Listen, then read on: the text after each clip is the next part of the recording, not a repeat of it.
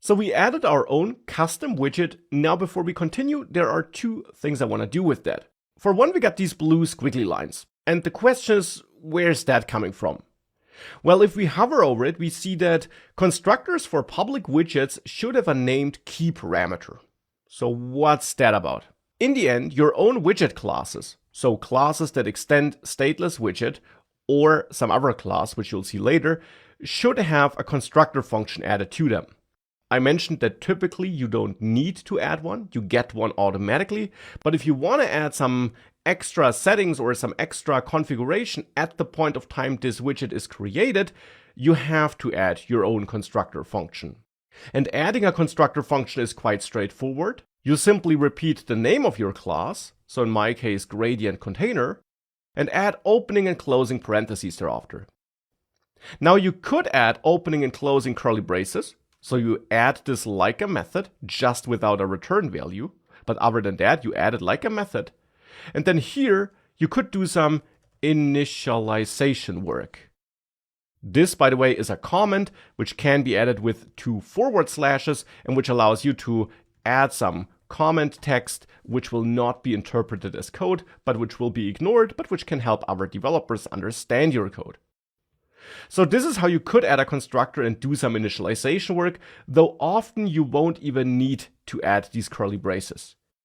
Instead here, to get rid of these blue squiggly lines, you just have to accept a special named parameter as part of your gradient container. And you do that by adding opening and closing curly braces. This is how in any function you can accept named arguments. Positional arguments are accepted by simply adding a comma-separated list of parameters. Named arguments or parameters are accepted by using curly braces around that list. And then here, for example, A and B would be the names of the arguments you want to accept. But here it's a special argument named key which you should accept. And this key argument in the end needs to be forwarded to stateless widget. So this widget from which we are inheriting, which we are extending, wants a key argument. And that's why your class should accept such a key argument as well and forward it to stateless widget. Now to forward it, you have two main options. You can add a colon after your constructor function name and the parentheses. And then thereafter, you can do some variable initialization work, which sounds strange, also because we haven't learned a lot about variables yet. But here you can reach out to the parent class from which you are inheriting by using another special keyword built into Dart, the super keyword, executed like a function.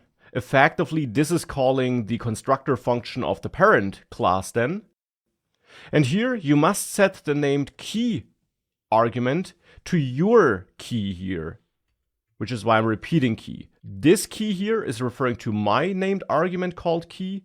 The first key in front of the colon is referring to a named argument called key in the super class, in the stateless widget class.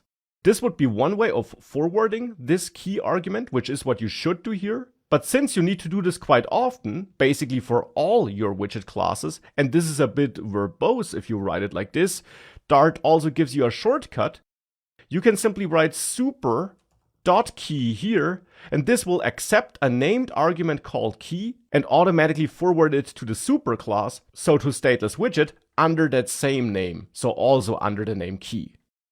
And that is something you should do here. Now I also got some more blue squiggly lines here, where in the end I learned that I should turn this into a const constructor by adding const in front of it.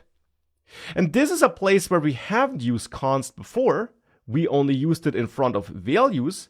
But in the end, when we used it in front of values, we took advantage of constructor functions that had this const annotation internally. When defining your own classes with your own constructor functions, you often can add const in front of them to tell Dart that this in the end is a class that can be optimized, that can be stored in memory such that it is reused, as I explained a couple of lectures ago in this section already. So with const in front of your constructor function, you basically unlock that const is then used in front of your class when it's used as a value. So because of const added here, we can also add const here, or since scaffold and material app actually also are defined to be optimizable with const, you can even add const here in front of material app. Using that optimization technique I mentioned before in the course, now here just also with your class unlocked to be optimizable. And as always, the code editor will simply tell you when you have an opportunity to unlock such optimizations. In this case, by telling us that we should add const here, which is why I'm doing that. So that was one thing I wanted to take a look at, constructor functions, which is a feature we'll later also use for other purposes, but which we here needed to add to make sure that this value, which is wanted by the parent class, is forwarded correctly and to unlock this potential optimization.